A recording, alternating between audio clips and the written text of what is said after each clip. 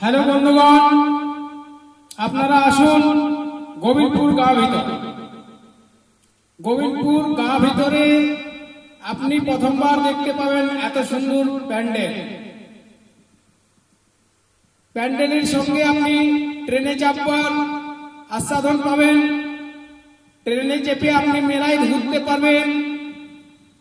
গোবিন্দপুরের এই প্যান্ডেল হয়তো কোনোদিন এরকম বনেনি।